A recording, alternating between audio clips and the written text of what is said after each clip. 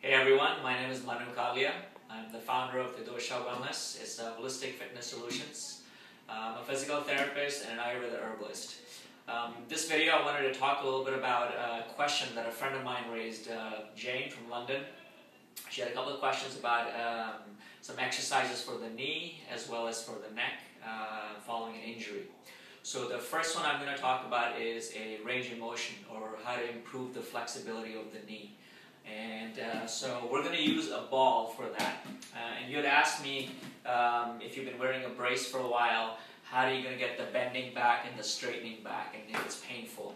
So you can do the exercise with the brace on, or you can do it with the brace off. Ideally with the brace off if you can tolerate it. So I would recommend getting a small ball by yay big. So this is about 22 centimeters, and it's about a beach ball size. Don't get the big gym balls, they're too big. If you can't find this, get a soccer ball or a basketball will work well too. So the easiest way to do the exercise is, if you're laying down, let's say it's this knee that's affected. So useful for getting the bending back in the joint. So what I would do is place the heel on the ball if you can tolerate that. Slowly work at rolling the ball back and forth. Okay, it's going to be a bit tough initially, so you want to rock back and forth, improve the lubrication in the joint so it starts to bend. Okay, a lot of the structures around the joint have probably been pretty tight and stiff, especially after the injury. Whether it's the local muscles through here, your quads, your hamstrings, your calf, or the joint capsule itself, or the lateral ligaments, or the even your patellofemoral joint, your kneecap that's sitting on top of the other two bones in the groove. That might be pretty stiff too. So move it nice and slow. You can also use a towel. So to make it easier for yourself, place the towel underneath the knee. So now it becomes much more passive. So I'm using my arms to bend the knee slowly, extend it back out. Okay, so this is more for the bending. You can even come out here and hold it, get a stretch, and then slowly work at straightening it out. Okay, because you do want to get the extension back too, which is the straightening. So for that, you can let it hang here and stretch. Okay, once it starts to get a bit easier, you can remove the towel and you can actually work at going further and further with the ball.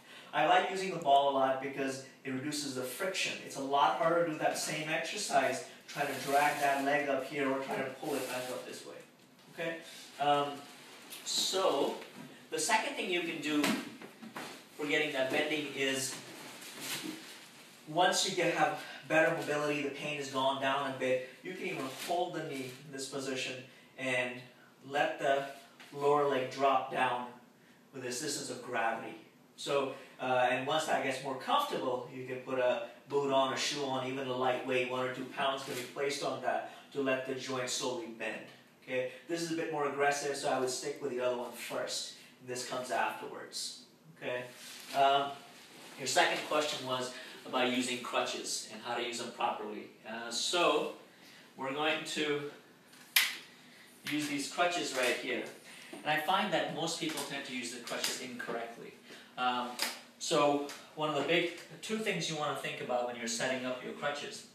One is the actual height of the crutch, which you're going to be adjusting from down here, moving this knob back and forth. The second thing is the handle for your hands. So this needs to be adjusted too, depending on the length of your arms. So what you want to do is, if I'm standing up straight, so if I go 6 inches out and 6 inches in front, so about at a diagonal, if I'm standing up straight, the top of the crutch should be about 2 to 3 finger widths below my underarms. Okay. If it's too long, too high, it's going to dig into all the nerves that are in your armpit. So you want to be careful of that. The second thing is, the crutch should be against my rib cage. It's not under my underarms, so that puts a lot of pressure through there. So when it's against my rib cage, it's nice and stable through here. And the weight is borne by your triceps, your muscles. Okay? So now it feels much more secure and solid, and my neck and shoulder girdle and upper back is in a much better position also. So I can big away through here and I can take a step. This is a lot easier to do than hanging out here in this position, which you find most people using the crutches. And they do end up getting a lot of pressure through here, shoulder issues, neck problems, because they're in this poor forward head posture. Okay? So I hope that helps and at least gives you some better idea on how to use your crutches properly.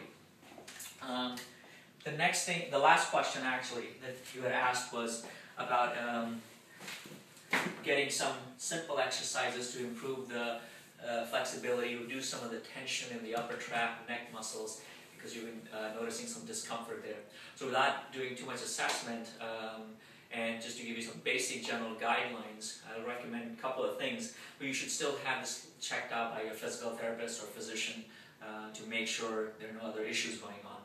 So easiest one to work on is to improve some, reduce some of the tightness up through here, is putting some pressure with your hands on your upper trap. There's a trigger point here, it's also an acupressure point. So you press that and you work on doing counterclockwise movement. So I'm doing shoulder clocks and I'm going clockwise. So basically I place some pressure here, direct pressure, and it's usually a bit sore there. And I work on going counterclockwise. You can even do whole arm movements if the shoulder's okay. And if you don't want to put pressure on, you can still do this movement too. So, but this is quite effective. You know, a minute or two at a time, alternate, change the other position, relieves a lot of tension through here. One other thing I think that might be beneficial is to use to improve some of the flexibility of your upper back, especially if you've been using crutches and you've been in this rounded forward head posture for some time. So I'm going to use a couple of towels, and we're going to fold them and make a towel roll for you for your use. All I do is a bath towel will work too, and you can determine how thick you want it depending on how comfortable it is. So I take something like this, I'm going to put it perpendicular to my spine. I'm going to be laying on it here. Remember, support your head. And I'm working at going over that towel nice and easy, and I hang out there and stretch. Take some deep breaths. Improves the upper back flexibility.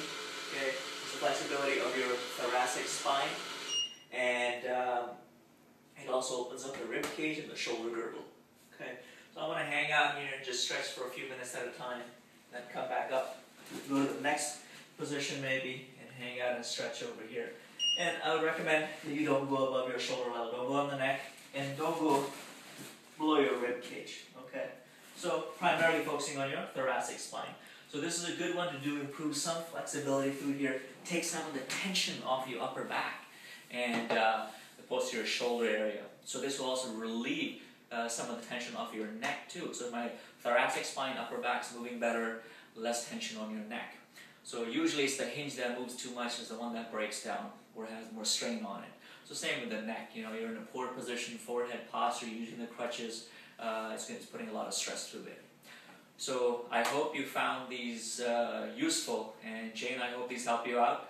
Now I love to hear from you guys, so please post a comment, questions, or just come by and say hi. And let me know how it all goes. Thank you.